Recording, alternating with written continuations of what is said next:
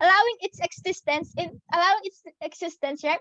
Firstly, on the pragmatics, these private investors from all around the world, especially developed countries such as the US, Canada, or even Australia, who have an inherent structure to invest because of possible returns, right? Or go possible returns to be able to invest to them. Be able to invest them. These private investors would be the one catering, or giving the funding to these medical institutions for the researchers that would also help them, right? Secondly, in terms of the economic perspective, the incentive of the state is to have enough funding for medical researchers, medical researchers, because for the fact that they want to hold for the common good of the state interest, right? It is to allow the developing country to be medically advanced, like the likes of the US, or even to the point of being in the same playing field as the healthcare system of Canada. Now, bio bonds guarantees the financial stability and motivation of the state. There's a better healthcare for the people, basically medical researches, that we won't rely to the researchers coming from other countries anymore. This would also help medical researchers in developing countries to continue the research. Okay, I'll take CO. Yeah, I'm very, very confused because your examples are like cancer, Zika. All of these things are not niche diseases. They literally affect almost the whole world. Can you explain what the trade-offs are between these particular policy and non-niche diseases?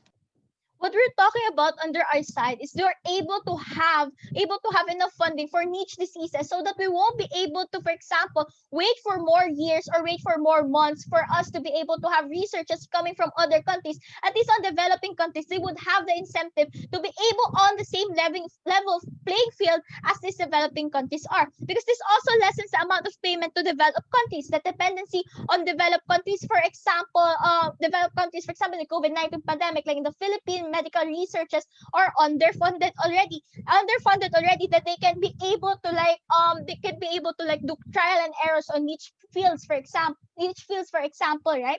That are, and even with medical institutions wanting to opt and help seeking in medication. Help of implementing biobonds, this can be achieved even if opt says there might be a hidden agenda, or it's not really, or it demotivates or disenfranchises people, right? Thirdly, the flow of R&D, wherein medical techniques that can be applied by local experts, such as local doctors, for example. Biobond solves the scarcity and inequality of the gap in the medical field between developing countries and developed countries. But secondly, in terms of the medical research, the problem here is that developing countries focus on conventional research already, right? Because they don't have enough funding. They don't have enough funding to be able to cater to the needs for example, like curing dengue in the Philippines, for example. Um, but the lack of R&D for niche diseases already hinders the capability. Niche diseases like cancer that does not affect everyone, right? It already hinders the development of developing countries. That's why we want to implement bio bonds in our state, right? So problem here also in developing countries quickly have outdated medical researches that these developing countries don't have in international research. That's why we need the presence of all other alternatives, and we only can do that if we would implement these bio bonds. And with that, we are proud to propose. All right, I thank the Prime Minister for that speech. I now invite the Leader of Opposition to please open the case from opposition bench. Hear, hear. Hi, am I audible? Yes, you are audible. Okay, so just give me about 10 seconds, please.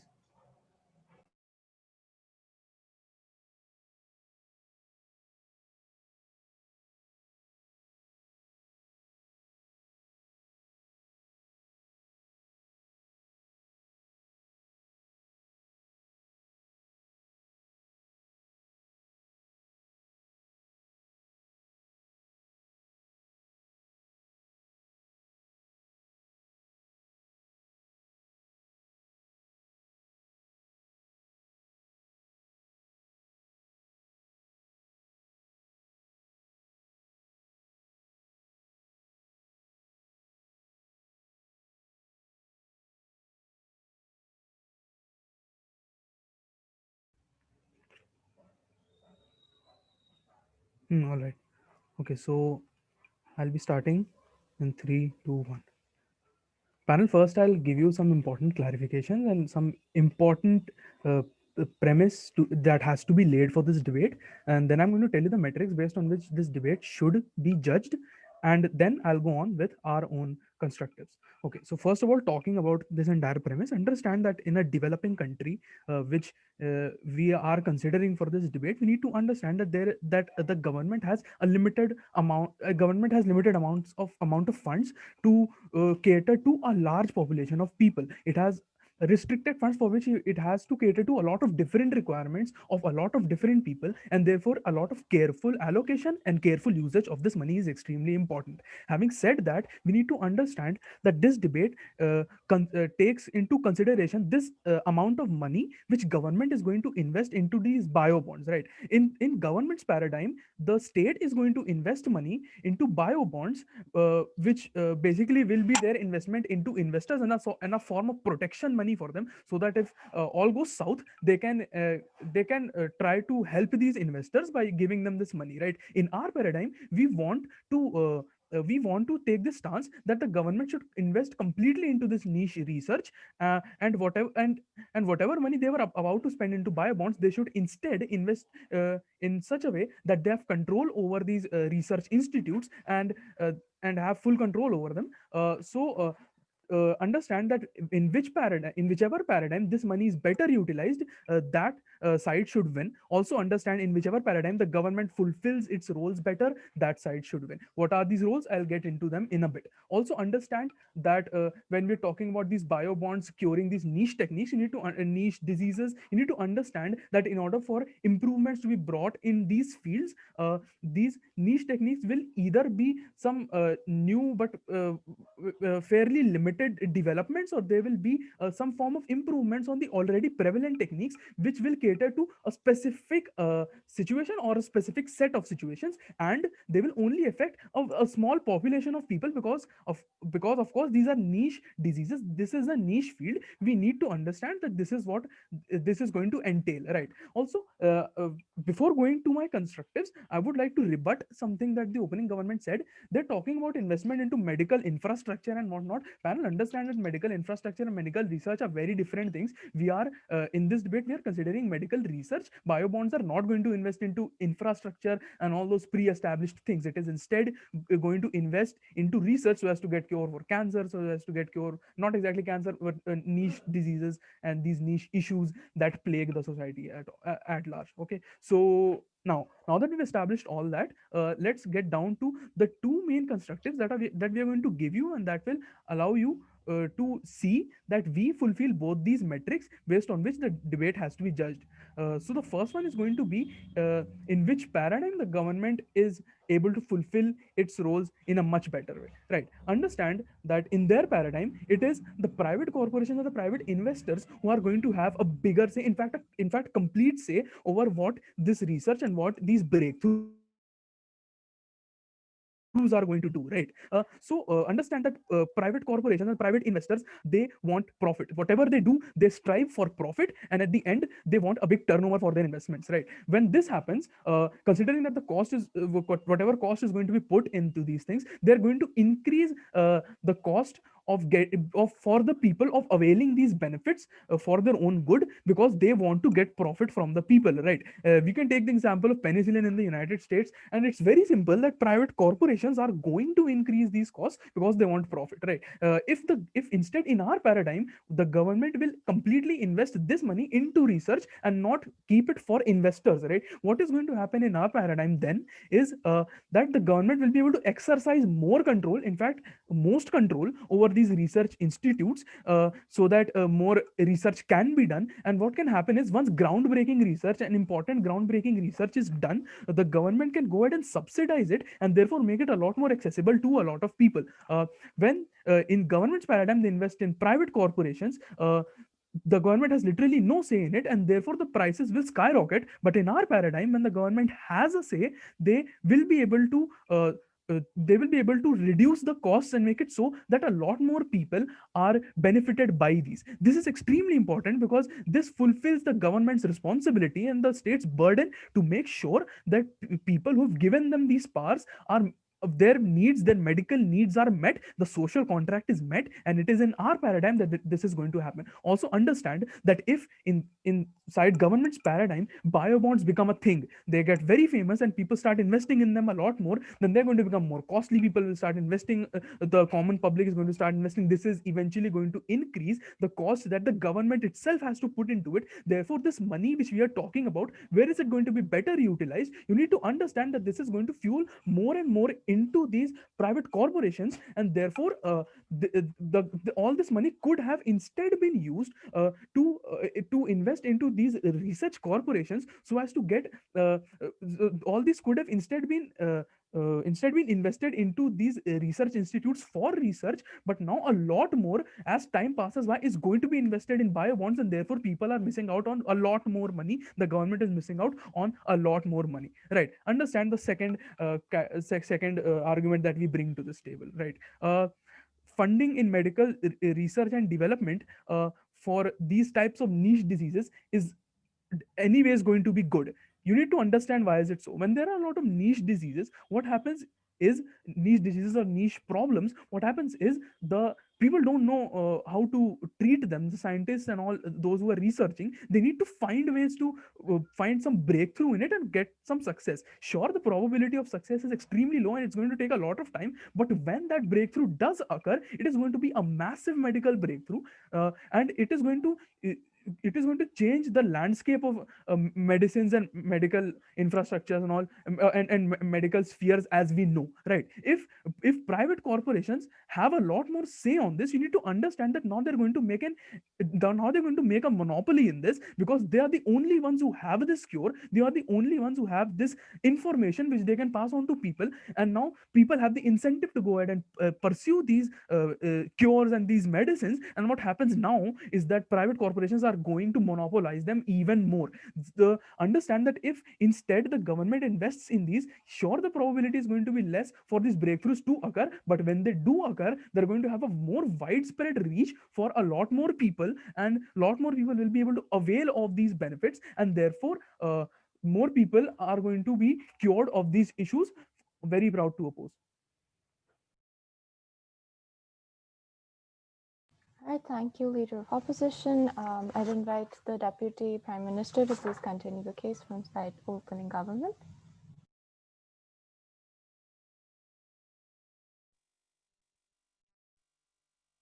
Hi, I just want to check, am I audible?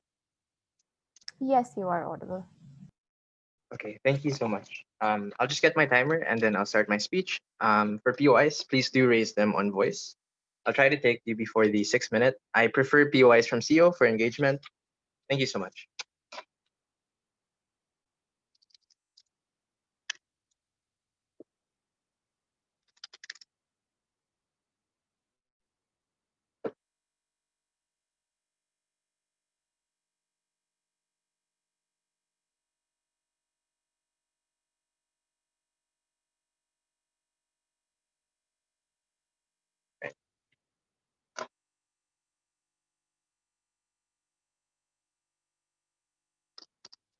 Okay, starting my speech in 3, 2, 1.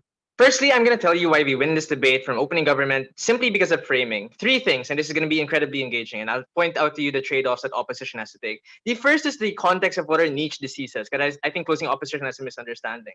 I think non-niche diseases look like fever, the flu, or even headaches that affect everyone else. But why then are things like cancer and the Zika virus niche diseases that does not affect everyone? One, they don't affect everyone. Not every single person is going to be born blind, or not every single person is going to have cancer. These are niche diseases because these are things that only specific populations are able to experience, maybe because you have genetics, that you were born in a family that's born to be blind, or you're born in a family that has asthma and a history of lung cancer. In these instances, people in developing countries don't have alternatives because they don't have chemotherapy institutions that are able to tackle this, or they don't have ophthalmologists in the Philippines because they don't have laser treatment available to the people. Why is the diagnosis of this problem true? Because they don't have research and development to be able to develop laser treatment, or they don't have the R&D to be able to have multiple trials of error to have successful chemotherapy research. That's why chemotherapy is much more better in the US in terms of comparatives. What is the trade-off opposition failed to respond to, and closing opposition has to extend on this? In these instances, developing countries don't have alternatives to treat these diseases.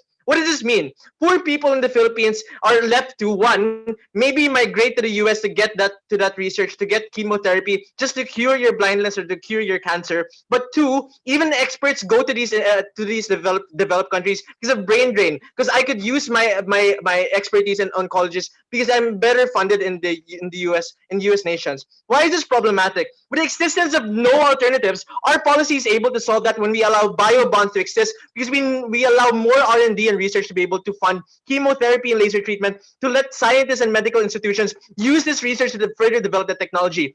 In their paradigm, in the best case of opposition, you have better funding for non-niche diseases, which are relatively well funded already in developing countries, but you don't have alternatives for the poor, people who are struggling because of cancer, people who are born because of niche diseases such as blindness, or even mental illnesses, which are stigmatized in the Philippines and in many developing countries, because there's a lack of research and understanding of mental illnesses such as depression. In these instances, the vulnerable people have no alternatives in these developing countries. We beg you to propose. The second thing that we want to define is bio bonds. Why is this important in this debate? There's a misunderstanding towards this. Firstly, it's stated in the info slide, this is billions of dollars invested in institutional capital. What does this mean? By allowing our policy, you allow developed countries who have billions of dollars, such as the US, China, to be able to transfer capital, to be able to fund better hospitals for people on the ground. There are more hospital rooms to be able to develop these technologies. But two, you allow more technologies for the existence of chemotherapy machines, because now you have more capital to be able to buy the important infrastructure to buy that chemotherapy machine in the first place.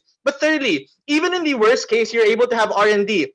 By the way, R&D is very important in this debate because developed countries, and this is an economic argument, have the economies of scale to be able to conduct multiple trials and errors which cost billions of dollars. Developing countries are risk averse and don't have the capital to develop that R&D, which is incredibly expensive. That's why developed countries have an economic hedge. So why is this comparative important? We engage with opening opposition. Fine, there's a monopoly that exists, but you're able to trickle down that information and research and institutional capital towards developing countries when you allow this policy to exist. And their model, the technology stays in developed countries and people are forced to migrate to these countries to access the technology. At least we allow it to exist in developing countries. No response from OO. The third thing is this. In principle, we allow the existence of alternatives. They never respond to the principle. Even if you don't believe the pragmatics I said earlier, at least we allow the existence of alternatives, that people who have no alternatives to treat these niche diseases are able to be given that.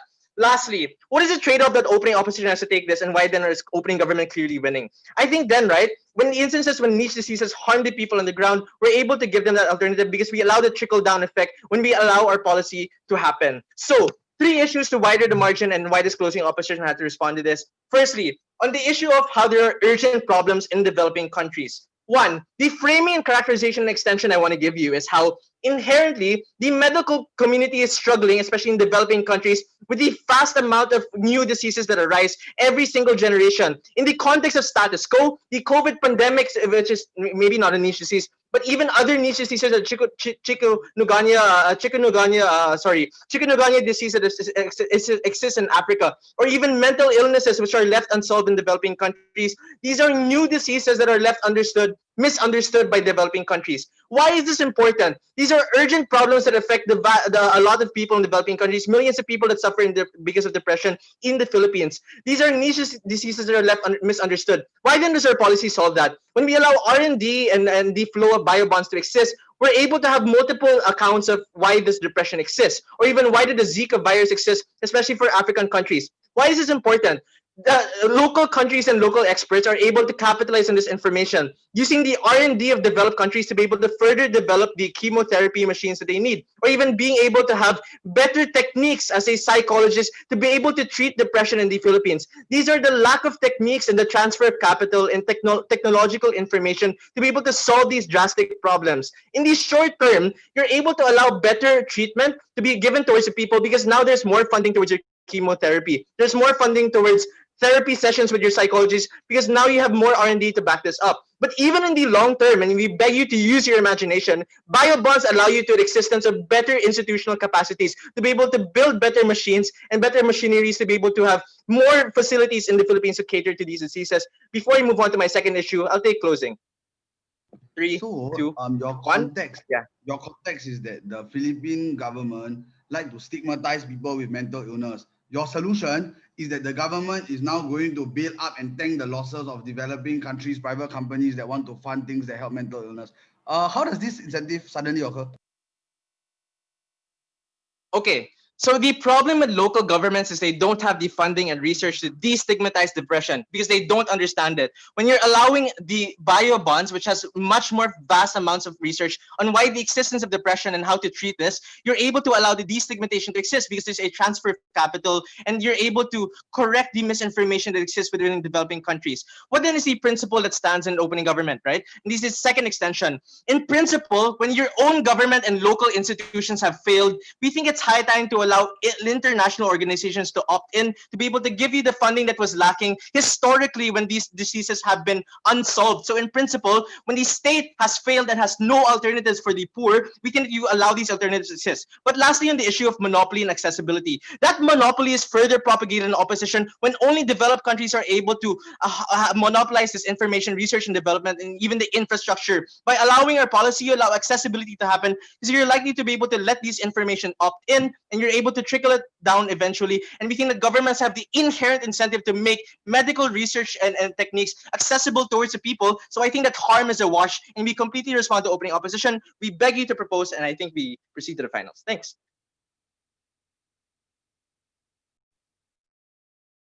All right, thank you, DPM. I'd like to now invite the Deputy Leader of Opposition to continue the case from opening opposition. Hi, am I audible? Yes, you are audible. Cool. Give me 10 seconds, I'll begin.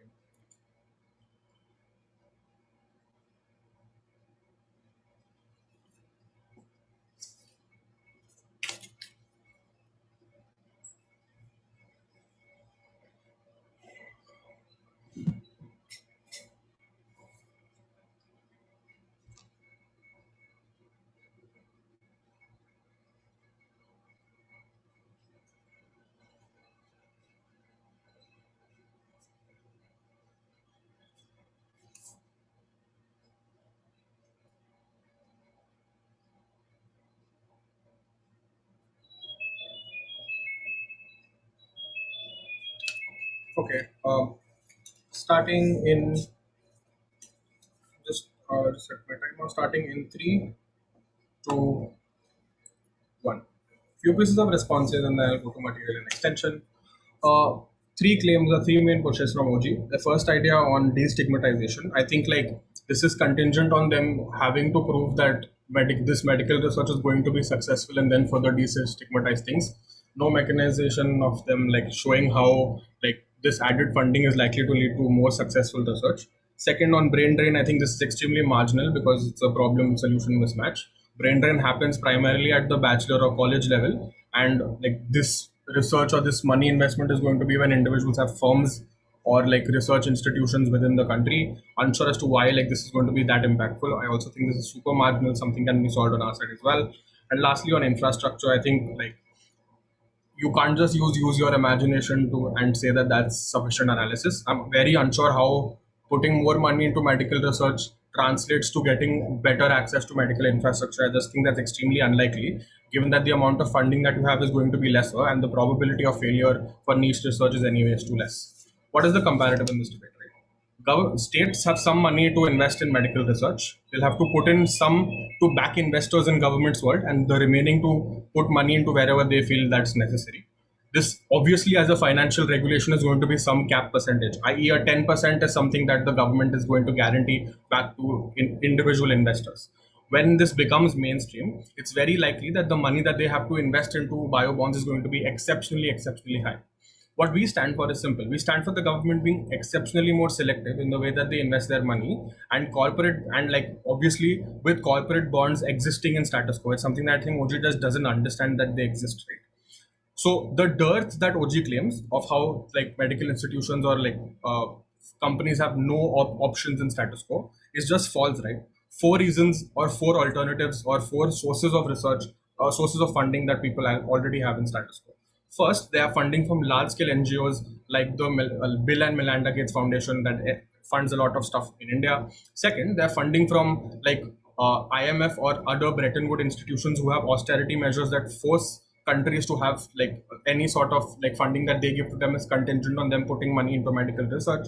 Third, corporate bonds that already exist. And given that Anurag tells you that a lot of corporate entities actually invest in a lot of this niche research, because even though the possibility of failure may be, the possibility or the probability of success is a little lesser, when you do succeed, you have the possibility of converting that into a monopoly, which is something that's very attractive to private investors, which means that corporate bonds already exist for this amount of money. And third, in our world, the state can likely choose where they want to put in their money. And when they're putting their money as investors rather than someone on Chatbase, as investors rather than someone on like as backing, they are likely to have much more control in the way that policies are drafted. And this is going to be like further important when we're talking about subsidies and government responsibility.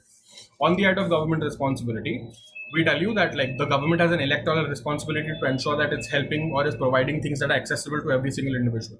Let's assume what OG is saying is true, which is that these diseases are extremely tough to cure and these diseases have to be cured, and there are a lot of people, or there's some set of people who have to face or need some sort of resources for curing, right? We think that's better in our world because states are better actors than corporate entities, essentially because the incentives on both sides are different.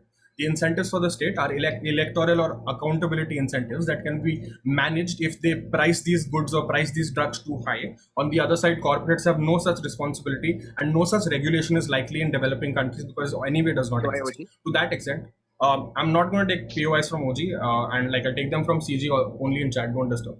To that, I think like corporates are only going to be driven by profit, which means that they're going to monopolize, if in case this is successful, they're going to monopolize markets here.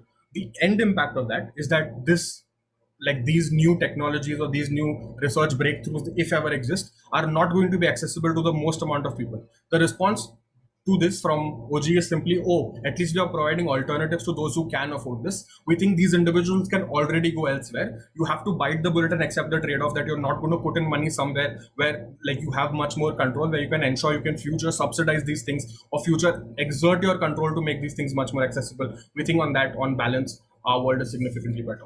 I'm going to extend from my first speaker on talking about the formation of bubbles and how this impacts economically, because OG loves to talk about economics.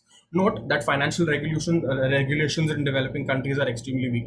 The reason for that is simple. They have extremely little expertise in the way that this is done, as OG mentions, on the way medical research that's symmetric for financial research as well. And second, like stock exchanges, etc., are really new as compared to older mechanisms of saving and being risk averse.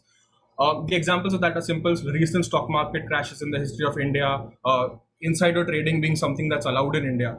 We think, and also like the prevalence of private actor scams in India as well as Malaysia, depict that like financial regulations are really weak.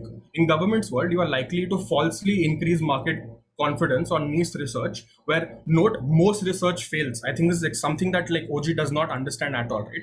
Most amount of money that goes into research is something that leads to research failing because it's extremely tough to solve niche diseases, extremely tough to find better improvements to things that already like to certain solutions that may be imperfect that already exist. To that extent, I think it's extremely important to understand when this research is most likely going to fail. I think at that point in time, you falsely increase market confidence. When you're falsely increasing market confidence and the probability of success is extremely low, this is likely to backfire massively, because when bio bonds become more prevalent, because OG wanted them to be more prevalent, money is likely to be continuously pumped into here by private investors. This is similar to the securitization of mortgage bonds in the US, where you falsely inflate the valuation of companies that may have a very low probability of success. And when you do that, the entire economy crashes in the future when people start recognizing that there's no possible way of getting this money back because this research is failing. The end impact on that is something that's felt by people on the ground. The end impact of that is that the money that now governments have to pay to these investors is significantly higher. This money could have been invested where governments could either exert control or not invested into research at all. Because note, governments have absolutely no control in gov world. States have no control in the way or in which companies that they want to fund, because this is a financial regulation that's going to exist for all companies that issue bonds. To that extent, given that this is likely to lead to false amplification of valuations, we think that you are likely to cause more bubbles in the field of medical research. We think that's pernicious. We think On OO, what you get is simple. We meet government responsibility best when we ensure that we can get control for research in specific fields. We ensure that economically, this does not lead to bad outcomes that can entrench or that can worsen things for people on ground.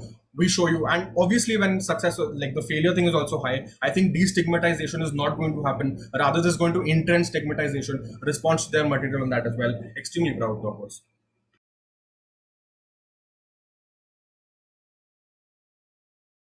All right, I thank the leader, deputy leader of opposition for their speech.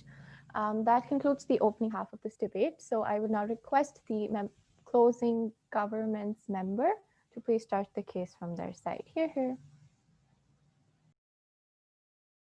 Hi, am I clearly audible? Yes, you are. Just give me some time to set up my timer.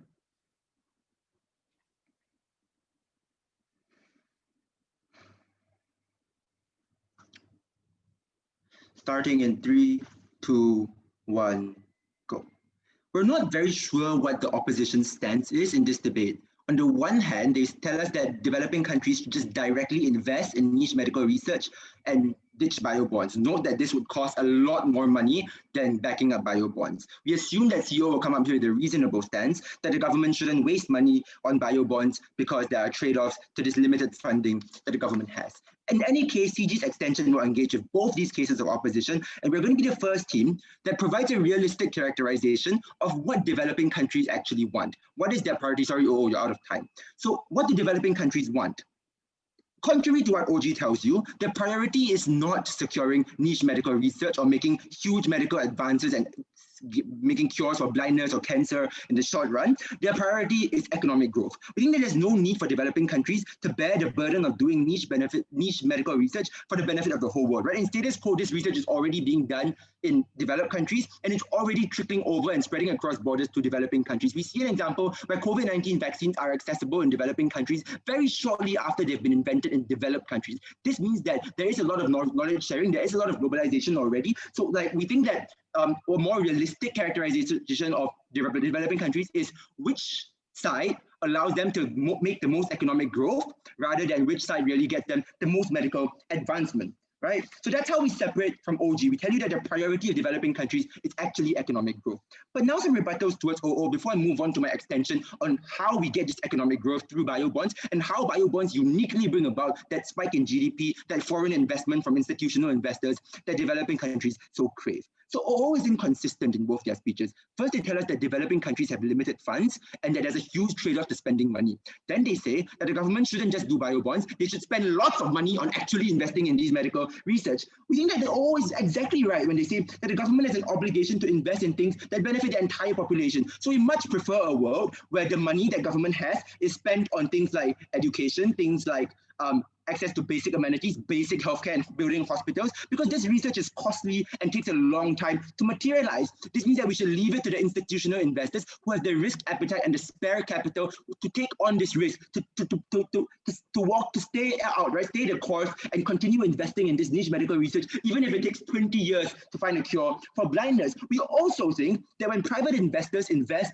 in these medical research companies like Pfizer, companies like Moderna, big pharma companies, which are the only ones who have the capacity to undertake such research, they're more likely to succeed than with government intervention because they're more likely to give the pharmaceutical company some autonomy over how best to conduct the research. They're more likely to have an access to a larger pool of capital because it's almost bottomless, it's almost unlimited how many banks and asset management funds and wealth management funds that you can tap into, whereas the developing country probably has a very limited budget. Right, so we think that on balance, our side gives the big pharmaceutical companies who are actually doing this research a much higher probability of actually like making that research successful, which brings about all the benefits they want to see. And then they say, oh, the government should retain control over the dissemination and accessibility of this cure, right? For example, we find a vaccine that cures blindness or medicine that cures blindness, because they say that private investors want profit. Two responses here. First, insofar as the cure has not been found, and this debate is solely about things which cures have not been found or are extremely rare in status quo, like curing blindness, then it is totally in the private investors' interest to want to find a cure as quickly as possible. So insofar as the cure has not been found, their profit incentives are aligned with the medical incentives of finding a cure as fast as possible. after the cure has been found, we think that the risk of monopoly and jacking up skyrocketing prices exists under both sides, right? You have non-mutually exclusive regulation like antitrust regulation, things like government maximum price ceiling, things like that can exist under both sides. But under our side, the difference is you have a much larger chance of getting there in the first place. So what is this economic extension that CG is bringing to the table? We tell you that what's way more important than what OG says about giving like the few Filipinos with blindness access to a cure is that they want to accelerate their economic growth as quickly as possible, because this solves problems that affects many more people in the population. Things like access to basic needs, building roads, building communication infrastructure, access to education, increasing the literacy rate, access to basic healthcare, like being able to see a doctor or family planning, growing industries, right? Growing their exports, growing their economy. These are all more important things because like they just affect a lot more people, a lot more livelihoods. And this is what developing countries are focused on. Get rich first and then solve all these niche problems later.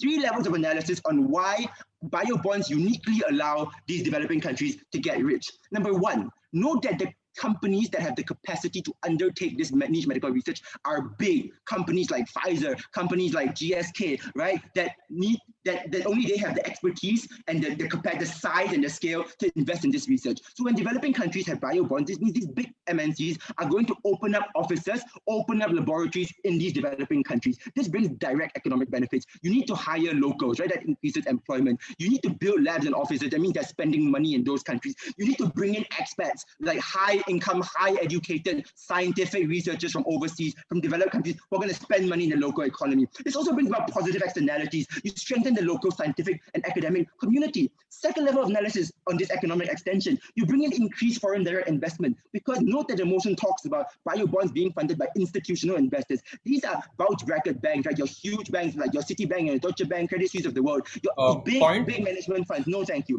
These institutional investors only invest in reputable companies. When these big MNCs come into Malaysia, they suddenly have these institutional investors have a reason to invest in Malaysia. That is like billions of dollars in foreign direct investment that is brought into this developing country, which can then be circulated and have a multiplier effect within the economy. That's how you grow the economy. But also, these institutional investors are usually seeking a higher return when they go to developing countries, because they know that there's a higher risk associated with investing in a developing country compared to staying at home in Europe, right? And biobonds uniquely bring about this high return, this potential for high returns. Because thirdly, if the medical research is successful, the potential returns is huge, because like previous teams have said, this can be disseminated all across the world, right? This means that not only the investors have an incentive to invest in the first place, if the research is successful, the developing country stands to benefit because they become a hub for disseminating this, right? Look at like countries where COVID-19 vaccine factories are. They suddenly have a huge influx of demand for labor and huge amount of investment going into that country. This is the potential upside. There is no downside, because it's very unlikely that these big pharma companies are going to go bankrupt and the government guarantee will actually be triggered. So it's unlikely that the government has to actually spend any money on these biobonds. Simply by securing them and allowing them to exist, there's this huge upside where you bring in all this foreign investment, all this MNC into your country and grow your economy, which is what these developing countries care about the most, more so than any sort of medical advancement, niche medical technology. Proud to propose.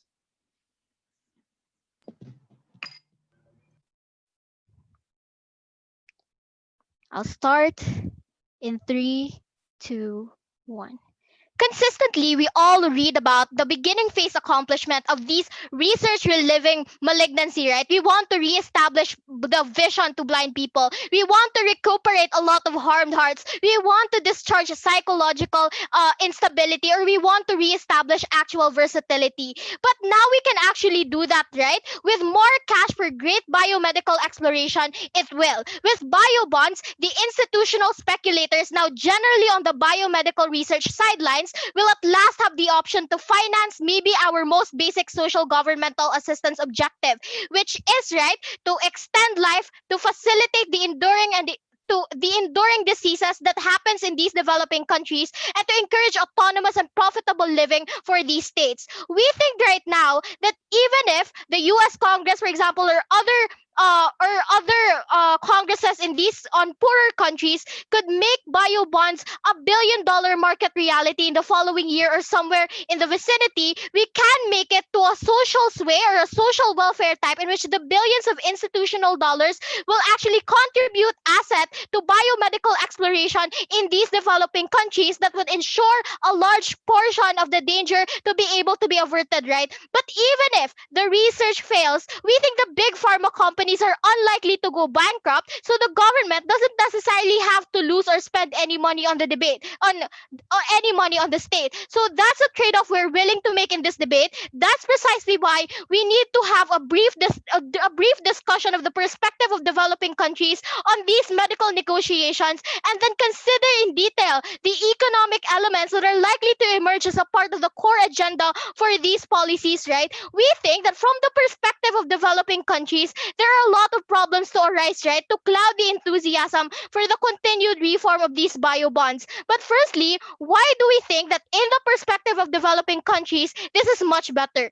The first problem is that many developing countries have preferential access into highly protected markets of other industrialized countries. This was already proven by my partner, right? We think that this degree of preference not only assures them in access, but also contributes to a lot of price instability. So this looks like a lot of niche diseases such as a pandemic suddenly ensuing, right? So this implies that reform and a lot of liberalizing, even in the long run interest of all countries, can have negative impacts on the developing countries because of the preferential treatment that they have. We think that should developing countries therefore resist such liberalizations from other developed countries, such as a reduction in the tariffs, we think they're still likely going to be discouraged because they have a high dependency for these preferential treatments on other developing countries, and thus they are therefore encouraged to relinquish the special market access right. What do bio bonds actually do in this debate? Firstly, we think that it directly clashes on their vulnerability to fluctuations, right? We think as importers, right, of these, for example, vaccines, or for example, the surplus of the market requirements of the particular aid that they want, we think that issuing by issuing the bio bonds by these governments, the low prices can actually import bills down, and thus it can have positive effects in developing countries, such as encouraging importer governments, for example, to not neglect their own sectors, right? This looks like investing more on Pfizer companies within their own states, right? And in many cases, this can lead to a lot more domestic medical markets that can improve labor reform in the way it can improve the medical instability in their states, right? But lastly, we think that developing countries themselves have high tariffs on a lot of goods, particularly in medical fields. We see it sometimes in the Philippines, where, for example, we can't just accept a vaccine coming from America because there's an ongoing trade deal or because there's an inconsistency in ideology, right? We think that sometimes the high tariffs are a result of a lot of protectionist policies in the past, right? And in order to combat that tariff revenue, we must first increase the confidence of governments to be able to have agreements that would allow imports from neighboring countries at rates that are much below, right? And we think it's highly beneficial. How am I gonna prove its importance in this debate? Number one, we think that just like any business, the pharmaceutical companies need to recoup significant financial investment in research and development, and also the government. We think, for example, that the development of a lot of drugs is highly technical, and a measurable return on initial financial investment is needed if companies are to have any reason to continue drug research and development. So drug companies are as much subject to the forces of the free market just like any other business. So the threat, right, of the government not investing and you just intervening and suddenly providing austerity measures, which are likely gonna lead to a lot of backlash in the richer population, the threat of illegally producing generic drugs would only further serve to discourage drug companies from creating new and more ineffective medicines, because developing nations have shown them that patent protections will be ignored. Because most of the drug companies are based in richer first world nations, they have both the technology to produce effective medicines and the funding to ensure that no corners are cut in the process. Poorer nations would almost certainly cut chemical corners in manufacturing generic drugs should the technology for large scale manufacture even be available. Whereas the trade off on our side is that even if it doesn't succeed, even if the research does not go as planned, because according to them, it's a lot of risk, right? We still yield higher returns because by contravening international treaties that covers a lot of patents, by actually ensuring that the next generation would be able to benefit, and by ensuring that companies would not be reluctant to supply the newer drugs to a country that is, for example, historically been poor, we think that the majority of this countries could now be able to afford the drugs even now at a break-even price, right? We think that no matter how low the drug companies are likely to ever be cheap enough, we think that the economic incentive is much better, and we think that developing countries are better off pursuing a preventative measure and education through this, right? But lastly, we think that if you want to mobilize large amounts of institutional, patient, and long-term capital, you need a lot of portfolio diversification and deal flow. You must start with building infrastructure. You must start with employing your people in these companies. You change lives when you do it with caution, when you do it with bonds. What then did we prove coming exclusively from closing government? We proved to you how we actually prioritize the main stakeholders in this debate, which are the developing countries. And second, we directly answered our burden on economic incentives. We think research is extremely costly and long run, so therefore the investment is gonna be much more immediate if we then reprioritize and shift all attention on economic growth. We're very proud to propose. Thanks. But I felt that this debate has been really, really messy. What I'm going to provide in my brief speech is 5 clear things. First, what exactly are bio bonds? Second, what do LDC really need? Third, who help people in LDC better? Fourth, which side can actually develop medicines far better? Last, if I have a bit of time, I'll give OO some credit and weigh us over them to secure us the clear first. The first question I'm going to ask, what exactly are bio bonds? I think throughout the entire debate, there are a lot of ideas about bio bonds. I think it is very simple and it doesn't take a genius to understand that bio bonds isn't things about government pumping money or things like that. The very simple analogy is government promising investors that at the point where your company that you're investing in goes bankrupt, I will pay off however much you lost and bail you out. That's the incentive that bio bond creates for investors to come in. The problem here is, as what Sarish already proved to you uniquely in his speech, is that this harm is far too great for any LDCs to take. This clearly leads me to the second question and the more important crux of this debate as to what exactly do LDCs need and LDC needs to prioritize. Some groundwork that Sarish already told you.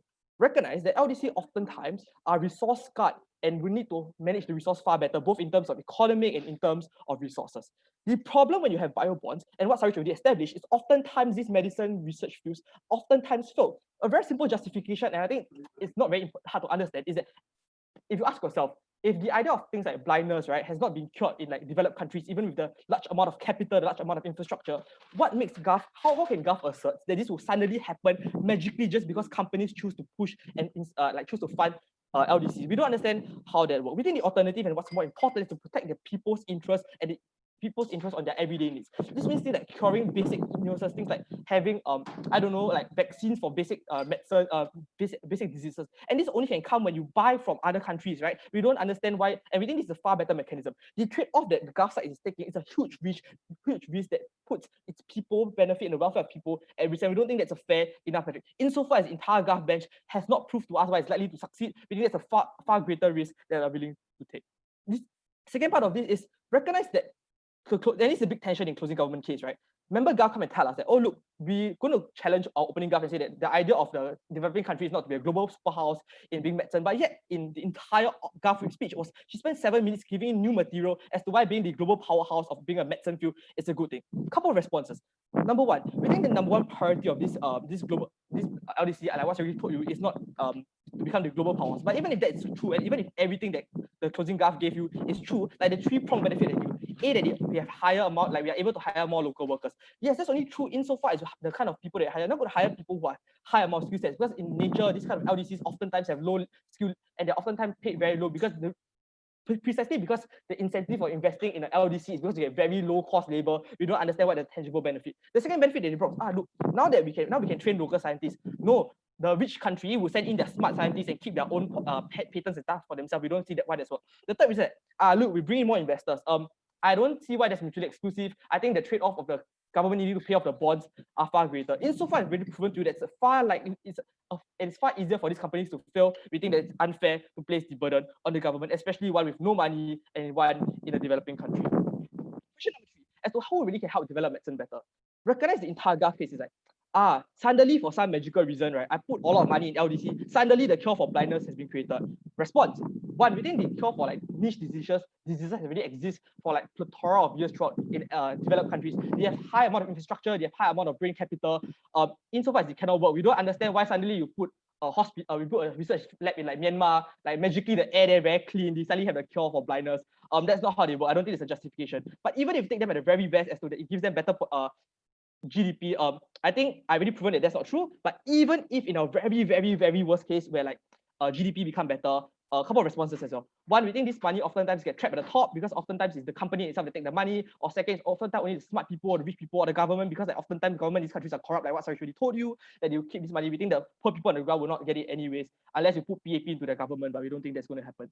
The third reason is like, take a look at it, right? We think that oftentimes what the priority of these people need are not cure for blindness, because understand what Sari actually told you, these are all diseases that are niche towards rich people and rich people's problem. They're not oftentimes the common people problem, right? And things like that.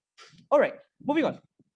The next question I'm going to ask is like, how do we like, what are the tangible harms then on our side? I think what happens when you actually bring in rich investors to your country, right? It's not as picture perfect, like, oh look, suddenly our country become very uplifted, we got a couple of labs, become very rich. That's not how it works. Because if that's how it works, I think every poor country have investors, they'll be very rich as well. I think one thing that you have to understand and wasn't responded to in Sari's speech was the ability for these rich countries to just easily step in and swoop out very easily. We think it is good that you have investors in your country. We think it's good you make medicine accessible for these people, but we don't think that it's good that the government should be held accountable for the losses of these investors. The last thing I'm going to talk about is that the whole trust from government is like, look, now in our best case scenario where we have medicine, right, we create a cure for blindness, right, suddenly all the people in my LDC have access to it. Couple of responses. 1, that's not true. We think medicine will still be expensive anyways. We think medicine will still be inaccessible for these people anyways. We think it's far better for us to not have to spend the money for research and just to buy this medicine from other people, make other players do the hard work. I'm just going to take OG. Yeah. Right. If CU wants to focus on common diseases like malaria and dengue, we already preemptively responded by saying these are already well-funded and already treatments already exist. For niche diseases, there are literally no alternatives, and you didn't give us a mechanization of how you solve the most vulnerable in the Philippines, or even other developing countries who have no alternative. The alternative for malaria is we can buy drugs, very good, but we don't see why is there a need for the poor country to be the stakeholder and be the Superman of the world to cure blindness for everybody. We think we can let the rich people do it, then after that poor countries buy from them. We think it's far better trade-off. We think the harms on our side is far less. I'm just going to spend the last 30 seconds of my speech telling you why OO takes a hard fall. Recognize OO's speech, right, was a very wishy-washy speech about telling you why government should be the one like investing in this company, but yet at the same time they said, no, government no money. So I think, right, from an amateur debater, right, I think if a government got no money, right, it means the government cannot invest in people. If the government cannot invest in people without losing out the care of the citizens itself, right, we don't understand how that works. We think Sarish presented to you a more fair and realistic mechanism. I think it takes a hard fall. Sarish told me to tell you some preamble about light guiding path thing. I don't understand lah. So I hope that you guys light the path for us to the finals. I think that's enough.